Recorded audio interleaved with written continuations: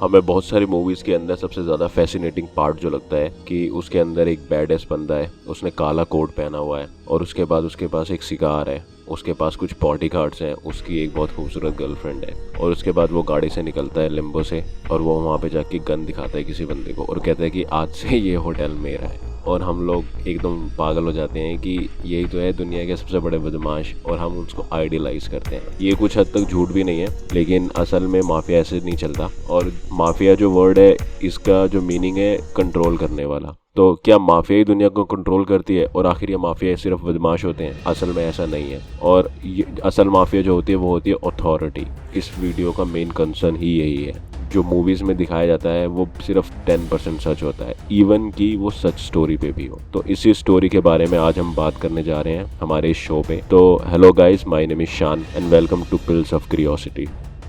जब भी हम माफिया की बात करते हैं सबसे पहले हमारे दिमाग में कुछ माफिया मूवीज आती हैं। सबसे पहले जैसे कि अल पचिनो की स्कारफेस, द गुड फेलस और सबसे ज़्यादा फेमस और लेजेंडरी मूवी जिसके 3 पार्ट हैं, द गॉडफादर। द गॉडफादर के अंदर सबसे ज़्यादा डिपिक्शन इसी चीज़ की है जिसकी हम बात करेंगे, इटालियन माफिया की। उसके अंदर दिखाया है कि कैसे डॉन कॉर्लियोनी इटली के सिसिली में अपना गैंग चलाते थे और धीरे धीरे उन्होंने यूएस के अंदर बाकी गैंग माफिया फैमिली के साथ अपना काम बढ़ाया है और वो पूरे न्यूयॉर्क, इवन पूरे अमेरिका पे कैसे रूल करते हैं।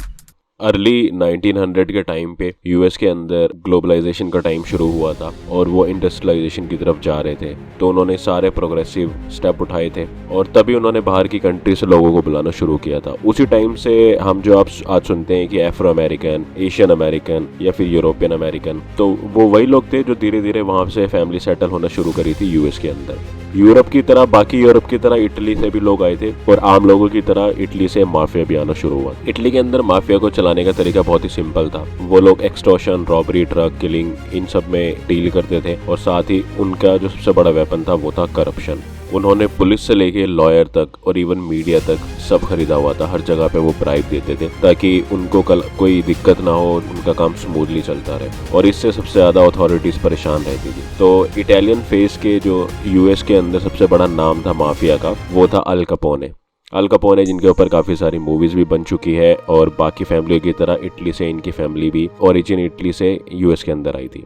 जैसे कि मुंबई के अंदर आपने सुना होगा कि 1980 1990 का जो टाइम था वो गैंग वॉर और आर्म किलिंग, हर रोज़ कहीं ना कहीं पे मर्डर दिखता था। एक्सटॉर्शन किसी ने नहीं दिया तो मार दिया। जैसे कि आपको पता है कि डी गैंग ने गुलशन कुमार को, टी सीरीज के जो ऑनर थे, उनको मार दिया था सिर्फ एक और एक्सटॉर्शन पे मना करने की वजह से। वैसे ही यूनाइटेड स्टेट्स के अंदर, न्यूयॉर्क के अंदर हर साल लगभग 30,000 लोग मारे जाते थे उनकी रिपोर्ट्स के अकॉर्डिंग। 1920 से लेके 1950, 60, 70 तक यूनाइटेड स्टेट्स में हर स्टेट में पुलिस काफ़ी परेशान थी क्योंकि उनको कोई इसका इलाज नहीं मिल पा रहा था, कोई लूप होल नहीं मिल पा रहा था। फाइनली 1970 के अंदर उनके हाथ एक ब्रह्मास्त्र लगा जो कि उनका लॉ था जिसका नाम था RICO, RICO।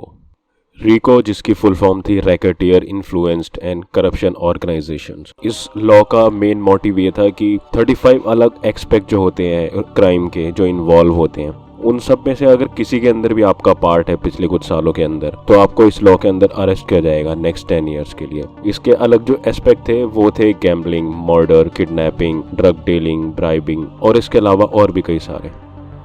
गैंगस्टर टिएरी जो कि विली मॉबस्टर गैंग से पार्ट करते थे, सबसे पहले अरेस्ट किए गए थे।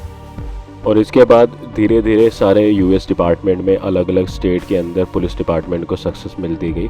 और जिस तरह लेट 90s में मुंबई के जितने भी इनकाउंटर स्पेशलिस्ट थे, स्पेशल फोर्स के, उन्होंने जैसे सारा अंडरग्राउंड के एक माफिया को ख़त्म कर दिया था, उसी तरह उन्होंने सबको डाउन किया यूएस के अंदर। और आज वहाँ पे कोई भी इतना बड़ा माफिया नहीं है। हालांकि वहाँ पे गैंग्स तो अभी भी एक्टिव है, लेकिन वो उस तरह से ब्लड बाथ या फिर एक्सटॉर्शन या पहले जैसी एफिलिएशन नहीं है। RICO एक्ट के बारे में सारी चीज़ें पॉजिटिव नहीं है।